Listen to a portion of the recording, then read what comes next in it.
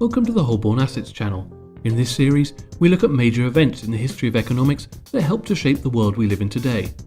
If any of you think of an event we missed, or there's some topic on money and finance you'd like us to discuss, just leave a comment and it'll help us make the videos you want to see.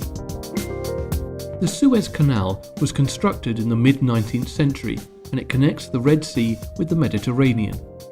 This is vital to allow ships to travel to and from the Middle East and Europe without having to go all the way around the continent of Africa. The canal is part of Egypt, but up until the 1950s it was controlled by the Suez Canal Company, owned by the British and the French. The British also had a strong presence in Egypt, effectively policing the canal.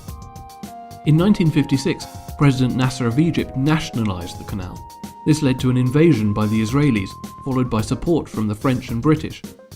The US used their large financial influence to lead the diplomacy. They put pressure on Israel and the UK to withdraw by cutting the hundreds of millions that they sent to the Israelis and selling their sterling, which devalued the British currency. Eventually, the first UN peacekeeping force was created to ensure universal access to the channel, and it was reopened on the 24th of April 1957, after it had been cleared from the ships that had been sunk there during the crisis. In 2014, the canal was expanded, aiming to double the capacity, and a side channel was opened in 2016.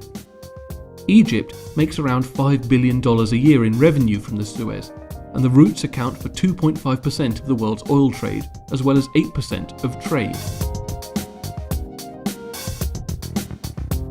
The global financial crisis that began in 2007 had a long-lasting impact on the European Union, and the consequences are still being dealt with to this day.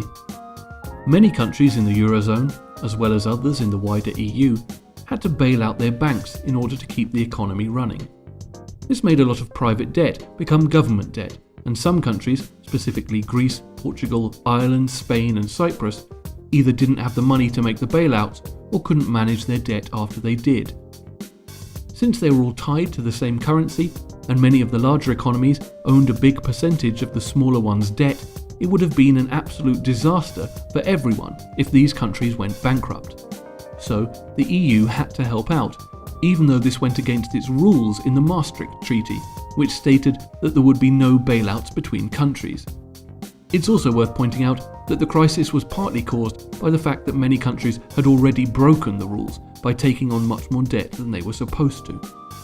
So far, Greece has received around 250 billion euros, 79 billion went to Portugal, 100 billion to Spain, 64 to Ireland and 10 billion to Cyprus. Prince William and Kate Middleton were married on the 29th of April 2011, and although the official cost was only £20 million, it's estimated that the cost of the extra public holiday has been estimated to be over £1 billion.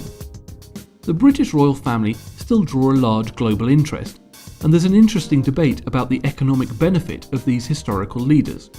So, how much money do they generate? It's not as easy to answer as you might think, but let's look at the two sides. First up, the benefits. According to research by Brand Finance, they provide a £500 million boost to the tourism industry in the UK. On top of this, brands with a royal warrant, like a stamp of approval from the Queen, generate an extra £100 million thanks to this warrant. The glamorous new royal members, Kate and her children, are also said to add £300 million to the revenue of various brands they use, mainly fashion. The royals also run the Crown Estate and take a 15% cut of the revenue as payment. However, many say this is not an income they create, they are simply managing land which belongs to the country. There's also an argument that the £500 million from tourism is misleading. Some say it's the buildings and attractions that bring tourists, not the actual family themselves. Perhaps these attractions would still have the same economic benefit if they were no longer a royal family. So, on the one hand, they are said to contribute over $1 billion to the British economy, while others say they cost the taxpayer around $350 million.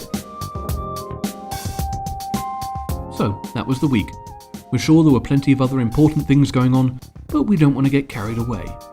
Don't forget to subscribe to Holborn Assets, not just to learn more about the history of economics, but also for plenty of videos on making simple investments, starting saving, and just generally taking control of your finances.